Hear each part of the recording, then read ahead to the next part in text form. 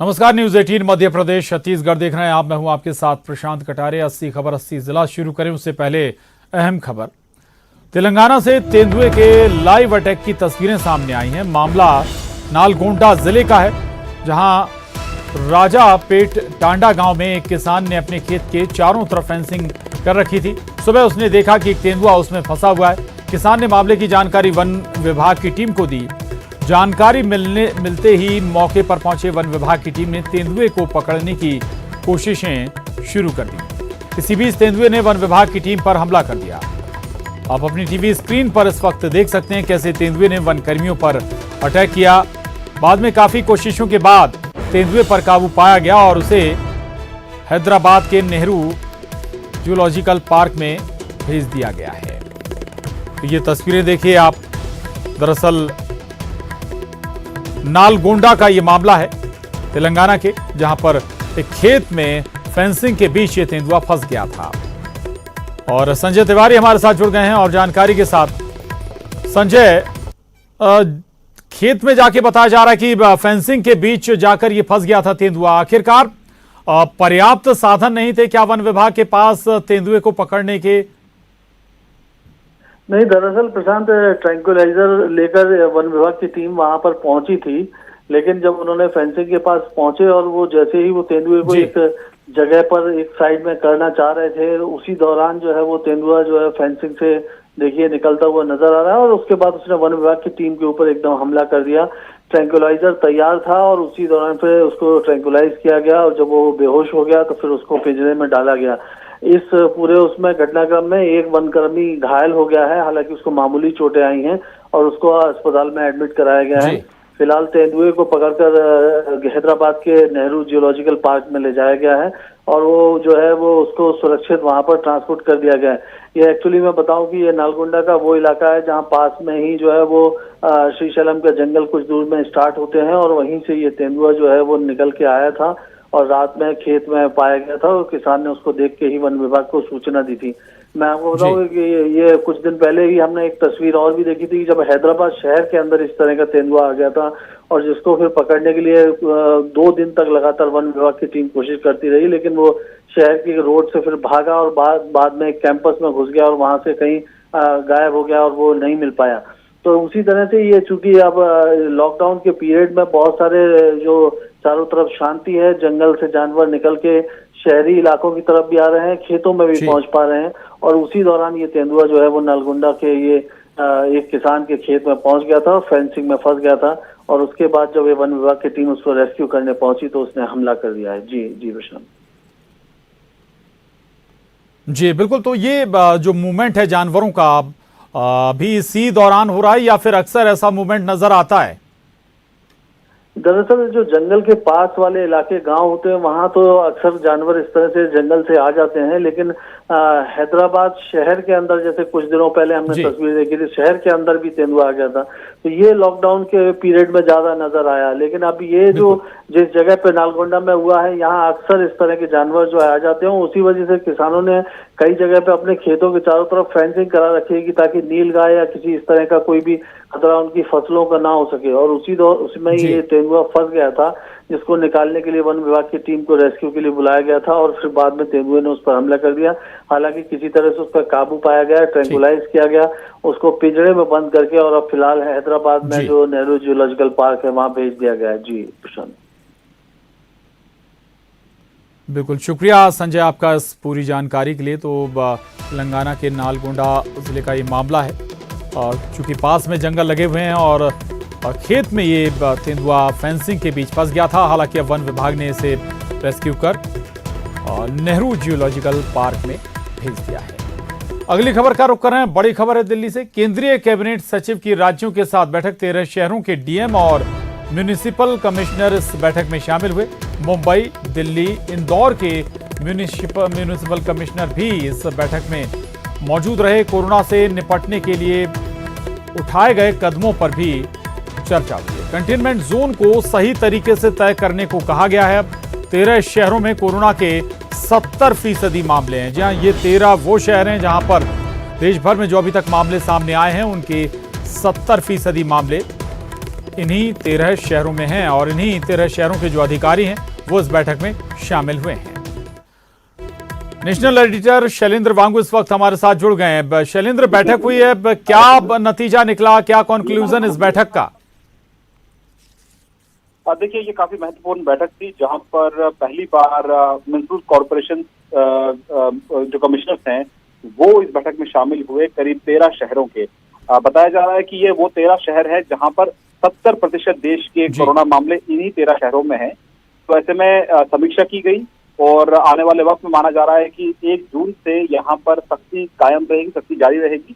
और वहीं इस बैठक में केंद्र की तरफ से कहा गया है कि जो कंटेनमेंट जोन हैं, जो कंटेनमेंट एरियाज हैं, उनको किस तरह से आइडेंटिफाई किया जाना चाहिए, कैसे वहां पर सख्ती की जानी चाहिए। हालांकि वहां पे उसके लिए ऑलरेडी गाइडलाइन जारी की जा चुकी है कि शहरों में किस तरह से कंटेनमेंट करना है, लेकिन कहीं ना कहीं समीक्षा और आने वाले वक्त में फोकस तरीके से कोरोना से निपटने के लिए जो रणनीति होगी उस पर इस बैठक में चर्चा हुई। वही इस बैठक में उन 13 शहरों के डीएम भी मौजूद रहे। तो कुल मिलाकर केंद्र की तरफ से एक और समीक्षा बैठक 1 जून से पहले, और माना जा रहा है इसके बाद ही अब अगले चरण को लेकर जो है फैसला लिया जाए।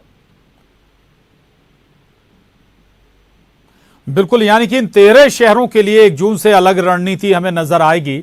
सख्ती भी हो सकती है, कुछ छूट भी मिल सकती है। शैलेंद्र, देखिए, माना जा रहा है कि जो जैसे पीएम मोदी ने कहा था कि जो लॉकडाउन 1 और 2 में देखने को मिला वो 3 में नहीं मिला, 3 में वैसा नहीं रहा, 3 के मुकाबले 4 में काफी ज्यादा रिलैक्सेशन मिली।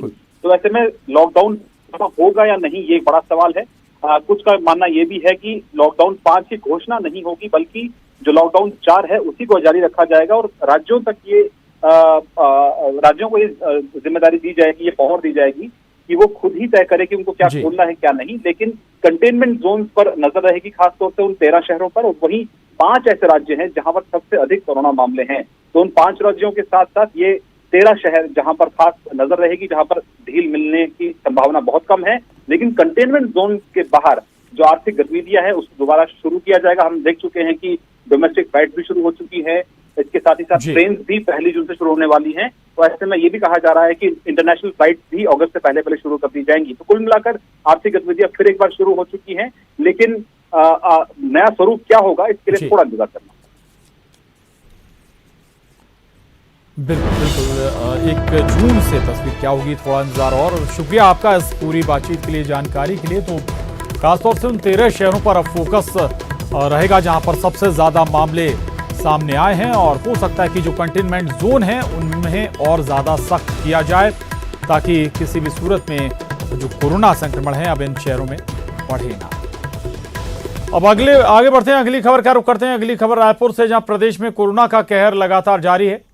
कोरोना पीड़ित 12 नए मरीजों की पुष्टि हुई है। 9 मुंगेली, 2 बिलासपुर, 1 कांकेर के मरीज सामने आए हैं। प्रदेश में एक्टिव मरीजों की संख्या अब 298 तक पहुंच गई है और कुल 381 संक्रमितों में से 83 लोग स्वस्थ भी हो चुके हैं। तो बड़ी खबर है रायपुर से, प्रदेश में कोरोना का कहर अभी भी जारी है। कोरोना पीड़ित 12 नए मरीज मिले हैं, 12 नए कोरोना संक्रमित मामले सामने आए हैं, जिनमें 9 मुंगेली जबकि 2 बिलासपुर और 1 कांकेर से कोरोना पॉजिटिव मिला है। अब एक्टिव मरीजों की संख्या 12 और मरीजों को मिलाकर 298 तक हो गई है। लगातार अब छत्तीसगढ़ से भी कोरोना संक्रमित मामले सामने आ रहे हैं और अभी तक आज का अगर हम जिक्र करें तो 12 नए कोरोना संक्रमित मामले सामने आ चुके हैं और जो एक्टिव केसेस हैं पूरे छत्तीसगढ़ में 298 हैं, जबकि कुल मामले अभी तक 381 आए हैं। 83 लोग स्वस्थ भी हो चुके हैं। आज लेकिन जो चिंता बढ़ी है वो मुंगेली से, 9 मामले एक साथ सामने आए हैं मुंगेली जिले से। तो छत्तीसगढ़ में लगातार अब कोरोना परेशानी का सबब बन रहा है, चिंता बढ़ा रहा है। आज फिर 12 नए मामले सामने आए हैं और इसमें सबसे ज्यादा 9 जो कोरोना संक्रमित मिले हैं वो मुंगेली जिले से हैं, जबकि 2 बिलासपुर और 1 कांकेर में कोरोना पॉजिटिव पेशेंट सामने आया है। हालांकि व्यवस्थाएं लगातार की जा रही। क्वारंटाइन सेंटर प्रदेश भर में बनाए गए हैं। जो बाहरी लोग हैं प्रदेश में पहुंच रहे हैं, या फिर जो प्रवासी मजदूर हैं जो लौट कर आ रहे हैं प्रदेश में, उन्हें क्वारंटाइन किया जा रहा है। और अब सैंपलिंग भी लगातार हो रही है, ज़्यादा से ज़्यादा सैंपल लिए जा रहे हैं। इस लिहाज से ये भी कह सकते हैं कि नंबर बढ़ने का कारण एक ये भी हो सकता है। हालांकि अभी आने वाले दिनों में माना जा रहा है कि और बड़ी संख्या में प्रवासी मजदूर आएंगे और उस लिहाज से संक्रमण का आंकड़ा और बढ़ेगा। अवधेश मिश्रा हमारे साथ जुड़ गए हैं। अवधेश, 12 नए मामले सामने आ गए।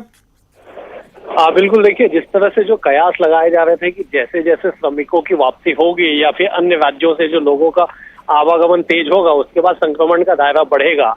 और ठीक हुआ भी वैसे ही कि रोज कल भी 8 मामले सामने आए, आज अभी तक 12 मामले आए हैं। अभी 2 बार की जांच रिपोर्ट, जो शाम को तकरीबन 5 बजे दूसरी रिपोर्ट और रात को 10 बजे तीसरी रिपोर्ट आएगी, तो उसमें भी जो संक्रमित मरीजों की, नए मरीज के मिलने की जो संभावना है वो बनी हुई है। तो कहा जा सकता है कि 12 मरीज का फिर से मिलना, जिसमें से खास करके मुंगेली जिले में ही 9 मरीजों का मिलना। मुंगेली में कुल संख्या 89 हो चुकी है एक जिले में। तो ये हैरान करने वाले हैं, चौंकाने वाले हैं कि एक जिले में संक्रमण का दायरा इतना अधिक बढ़ा है मुंगेली जिले में। इसलिए और अधिक प्रशासन से लेकर शासन को सतर्कता की आवश्यकता दिखाई पड़ रही है। लेकिन कुल मिला के कहा जा सकता है कि कल का दिन भले ही थोड़ी सी राहत भरी हो, लेकिन आज अभी तक 12 मामले का मिलना बताने के लिए काफी है कि अभी भी चिंताजनक जो हालात है वो बने हुए हैं। जी बिल्कुल अवधेश, मुंगेली में लगातार मामले बढ़ रहे हैं, आप बता रहे हैं आंकड़ा बढ़ चुका है, क्या वजह अभी तक निकलकर सामने आई है? देखिए अन्य जिलों की तुलना में मुंगेली जिले से जो प्रवासी जो मजदूर है, श्रमिक जो है दूसरे राज्यों से जो आने वालों की संख्या है वो तकरीबन सभी जिलों से अधिक मुंगेली जिले का है। और इसलिए वहाँ पे संक्रमण का दायरा लगातार बढ़ते जा रहा है। क्वारंटाइन सेंटर से लेके वहाँ पे अन्य जो उनके जो संपर्क में आने वाले जो लोग हैं उनकी भी जांच पड़ताल की गई, जांच की गई, तो वहाँ की रिपोर्ट जो है वो लगातार पॉजिटिव आ रही। यही वजह बताया जा रहा है कि लगातार मुंगेली में जो नए मरीज आने का सिलसिला है वो जारी है। और फिलहाल ये थमता हुआ दिखाई पड़ नहीं रहा है, क्योंकि जिस तेजी से वहाँ पे श्रमिकों का आगमन बढ़ा है, जिस तेजी से वहाँ पे संक्रमण का दायरा बढ़ा है, आने वाले समय बताया जा रहा है कि और भी अधिक मामले मुंगेली से आएंगे। और उसके आस पड़ोस के भी जो जिले हैं, चाहे बिलासपुर हो, चाहे कोरबा हो या रायगढ़ हो, वहाँ भी संक्रमण का दायरा बढ़ सकता है। तो कहा जा सकता है कि अभी भी हालात चिंता। जी और जिलों में भी ये आंकड़ा जो है और बढ़ सकता है आने वाले दिनों में। शुक्रिया अवधेश आपका जानकारी के लिए। अगली खबर दुर्ग से है, जहां केमिकल फैक्ट्री में भीषण आग लग गई। खालसा केमिकल फैक्ट्री में ये आग लगी। पुरानी भिलाई इंडस्ट्रियल एरिया में ये बताया जा रहा है कि फैक्ट्री स्थित है और इसी में जबरदस्त आग लग गई। फायर ब्रिगेड का दस्ता आग बुझाने में जुटा हुआ है। भिलाई 3 थाना क्षेत्र की ये घटना। बड़ी खबर है दुर्ग से, जहां केमिकल फैक्ट्री में भीषण आग लग गई। खालसा केमिकल फैक्ट्री बताई जा रही है जो आग की चपेट में आई है। क्या वजह रही, कैसे आग लगी इस फैक्ट्री में, ये साफ नहीं हो पाया, लेकिन तस्वीरें देख सकते हैं आप। दमकल विभाग मौके पर पहुंचा हुआ है। आग पर काबू पाने की कोशिशें लगातार जारी हैं और चूंकि केमिकल की ये फैक्ट्री है, इसलिए आग और ज्यादा विकराल रूप धारण जल्दी कर लेती है। मिथिलेश हमारे साथ जुड़ गए हैं। मिथिलेश, अभी क्या स्थिति, आग पर काबू पाया गया क्या? अभी आग पर काबू पा लिया गया है। करीब 4 दमकल की गाड़ियां लगी है इसमें। भिलाई 3 क्षेत्र के थाना क्षेत्र के अंतर्गत में ये फैक्ट्री थी, खालसा केमिकल, जहां पर बहुत बड़ी मात्रा में जो है वो ऑयल रखा हुआ था। वहां पर किस कारण से आग लगी ये तो अपना अभी पता नहीं चल पाया है, लेकिन आग इतनी भीषण थी कि वो आसपास के क्षेत्र को भी चपेट में ले ली थी। लेकिन इससे पहले कि वो और फैलती, अग्निशमन विभाग के दस्ता वहां पहुंचा और आग को बुझाने का प्रयास किया। तो अभी फिलहाल आग बुझ गई है और कारण जाने का प्रयास किया जा रहा है। जी प्रशांत। जी बिल्कुल, उस दौरान वहां कोई मौजूद था क्या जब ये हादसा हुआ या आग लगी? देखिए वहां पे जला हुआ ऑयल जो है वहां पे रखा हुआ था, कई ड्रमों में ऑयल भरा हुआ था, लेकिन उन ड्रमों तक आग कैसे पहुंची और कहां से लगी है, यही जांच का विषय है। इसको इन्हीं ड्रमों में जो करीब 30-40 ड्रम ऐसे बताया जा रहा है कि वहां पर रखे हुए थे और वहां पर उन ड्रमों में ऑयल में आग लग गई है, जिस वजह से ये आग भीषण रूप धारण कर ली है। तो ये आग वहां तक कैसे पहुंची और किस कारण ये आग लगी है, ये अभी पुलिस जांच करेगी प्रशांत। उसके बाद ये पूरा स्पष्ट हो पाएगा कि आखिरकार वजह क्या थी। बिल्कुल, यानी कि ये बात है कि यहाँ पर कोई मौजूद नहीं था, किसी भी तरह की कोई जनहानि नहीं हुई। हालांकि लाखों का नुकसान जरूर इस आग से हुआ होगा इस फैक्ट्री में। शुक्रिया आपका इस पूरी जानकारी के लिए मिथिलेश, धन्यवाद। वक्त एक छोटे से ब्रेक का है, ब्रेक के बाद भी खबरों का सिलसिला लगा। खबर भोपाल से है, मजदूरों पर सियासत शुरू हो गई। स्पीक अप इंडिया के तहत कांग्रेसियों ने एक वीडियो जारी किया है। वीडियो में मजदूरों की मदद के सरकार से गुहार लगाई गई है। सज्जन सिंह वर्मा और अरुण यादव ने यह वीडियो जारी किया है। वीडियो में मजदूरों की मदद के लिए गुहार लगाई गई है और दरअसल स्पीक अप इंडिया के तहत कांग्रेस के जरिए ये वीडियो जारी हुआ है। आप इस देश के प्रधानमंत्री हैं, इस देश के मुखिया हैं। जब बड़े अर्थशास्त्री आपसे अनुरोध कर रहे हैं, विपक्षी दल के नेता, हमारे नेता राहुल गांधी अनुरोध कर रहे हैं, चलिए आप उनकी बात ना माने, पर एक मजदूर, एक श्रमिक आपके सामने हाथ फैला के खड़ा है। लॉकडाउन में आपने जो नीतियां बनाई उससे उसका सर्वनाश हो गया। मेहरबानी करके प्रथम महीने में 10,000 रुपये की किस्त डाल दें, 6 महीने तक 7,500 रुपये उसे दे दें। उसका पूरा घर ध्वस्त हो गया है, उसकी जीविका ध्वस्त हो गई है। आप 20 लाख करोड़ का ये आडंबर रचने से इस देश के श्रमिक का और गरीब मजदूर का कोई फायदा नहीं होगा। बहुत कम राशि है। जिस तरह आपने 68,000 करोड़ उन भगोड़े उद्योगपतियों का माफ किया है, कृपा करके इन गरीब मजदूरों के हाथ आपके सामने फैले हैं, उन हाथों पे कुछ दान धर्म कर दें।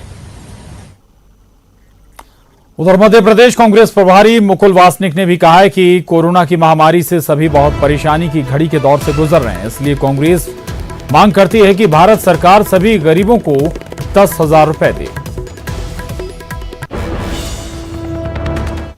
साथियों, भारत ही नहीं बल्कि पूरी दुनिया कोरोना की महामारी से एक अति खौफनाक वातावरण से गुजर रही है। सभी परेशान हैं। गरीब, मजदूर, छोटे मोटे उद्योजक, दिहाड़ी पर काम करने वाले, सभी के सभी बहुत परेशानी की घड़ी से गुजर रहे हैं। ऐसे ये परेशानी के दौर में भारत सरकार इन तमाम वर्गों के साथ खड़े रहने की आवश्यकता थी, लेकिन ऐसा नहीं हुआ। भारतीय राष्ट्रीय कांग्रेस यह मांग करती है कि सभी गरीबों को 10,000 रुपए भारत सरकार देने का काम करे और छोटे मोटे उद्योजकों के साथ खड़े रहे ताकि मध्यम वर्ग के हाथों तक। और खबर इंदौर से है, जहां एक छात्रा ने खुदकुशी कर ली है। मौके से सुसाइड नोट भी बरामद हुआ है। बताया जा रहा है कि मृतक छात्रा हॉकी की प्लेयर थी।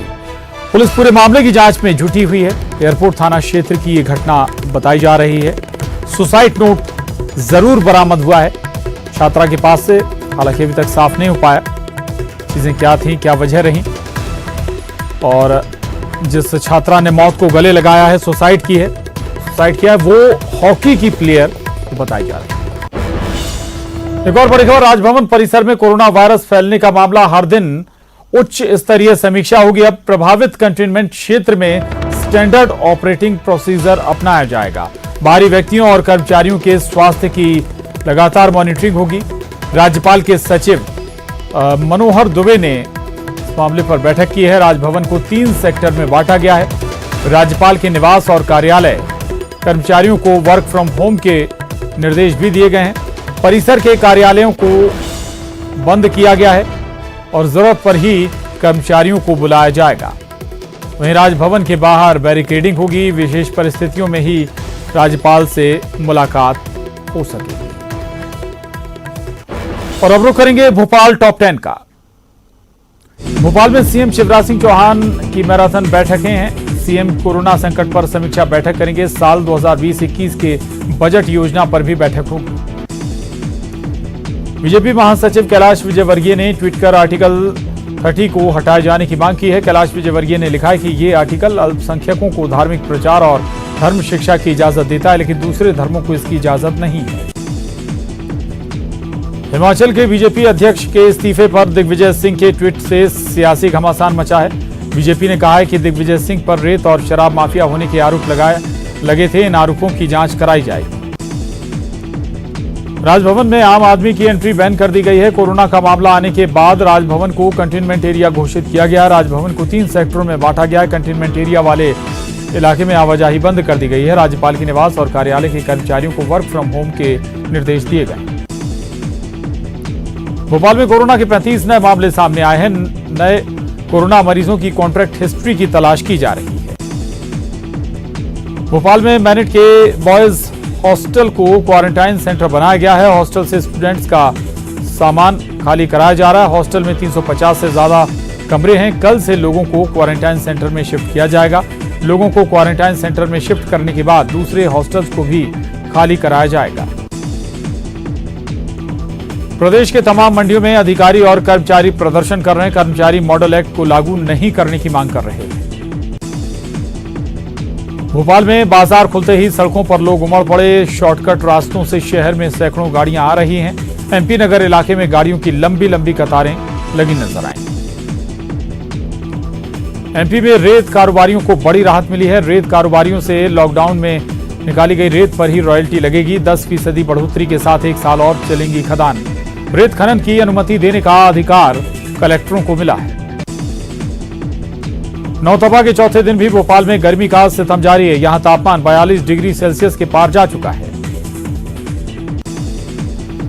और इसके साथ ही बुलेटिन में बस इतना ही। खबरों का सिलसिला लगातार जारी है।